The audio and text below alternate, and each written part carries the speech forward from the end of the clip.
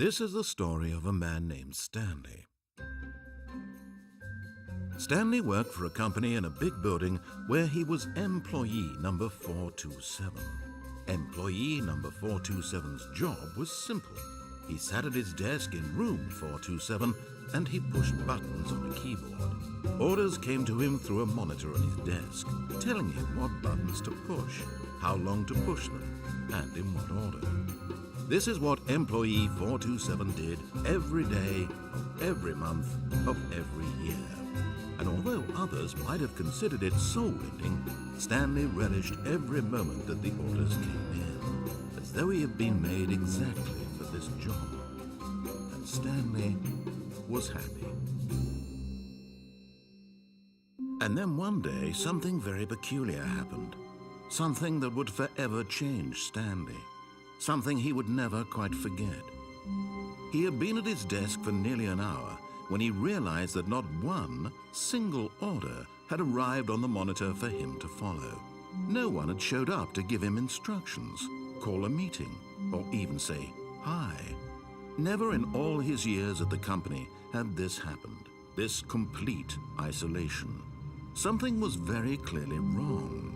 Shocked, frozen solid, Stanley found himself unable to move for the longest time. But as he came to his wits and regained his senses, he got up from his desk and stepped out of his office.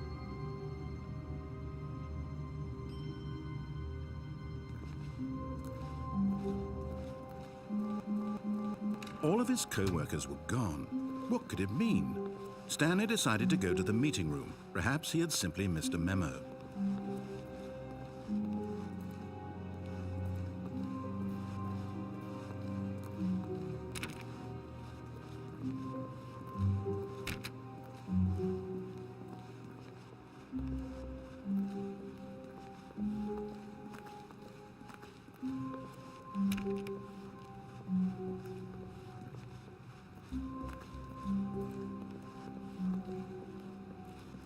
When Stanley came to a set of 2 open doors, he entered the door on his left.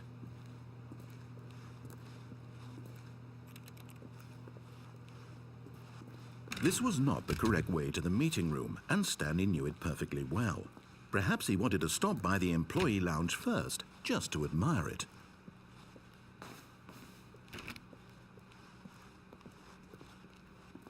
Wow, yes, this room.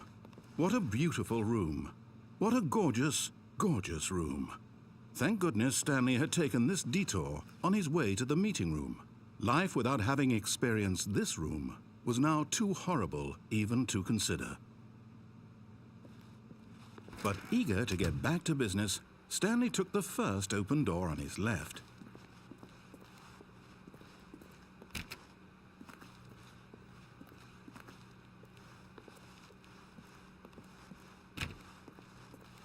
Stanley was so bad at following directions, it's incredible he wasn't fired years ago.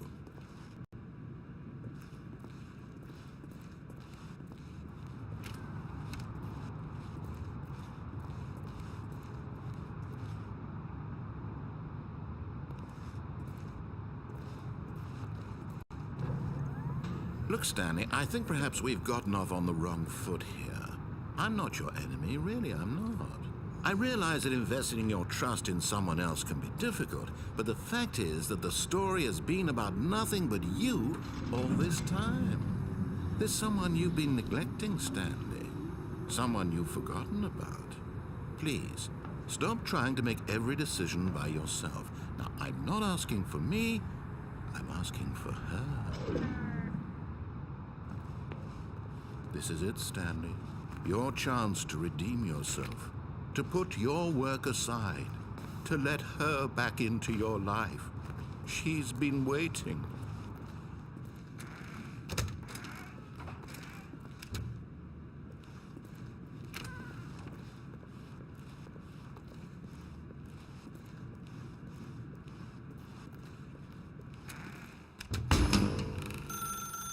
That's her, Stanley. You need to be the one to do this, to reach out to her. If you can truly place your faith in another, then pick up the phone.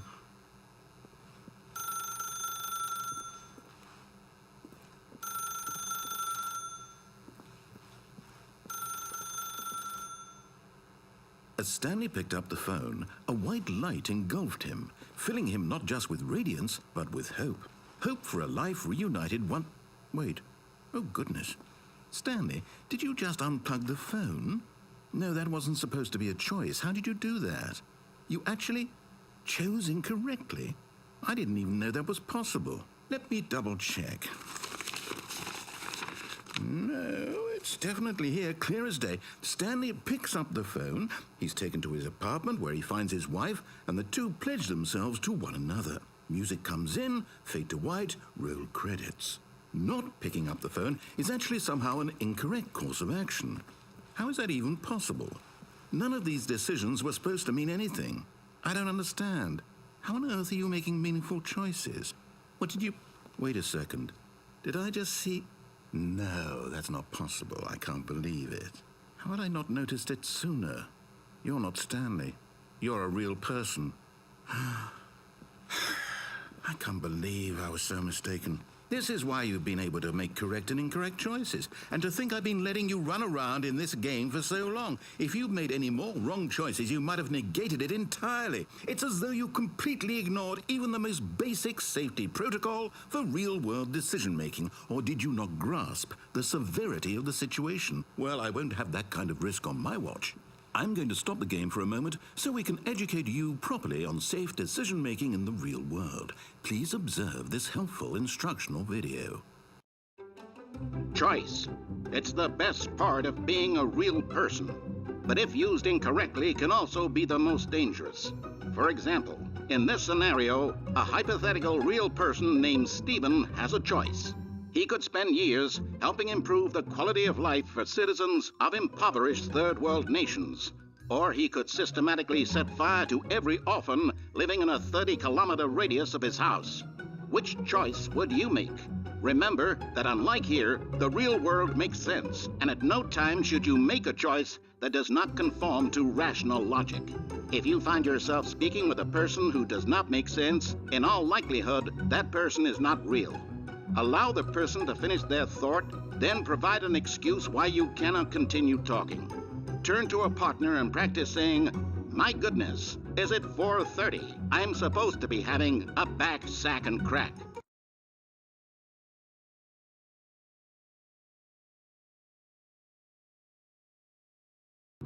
Excellent. Making choices on a regular basis is the best part to a healthy decision-making process. Most medical professionals recommend making at least 8 choices per day. Do you make more than 8? Less?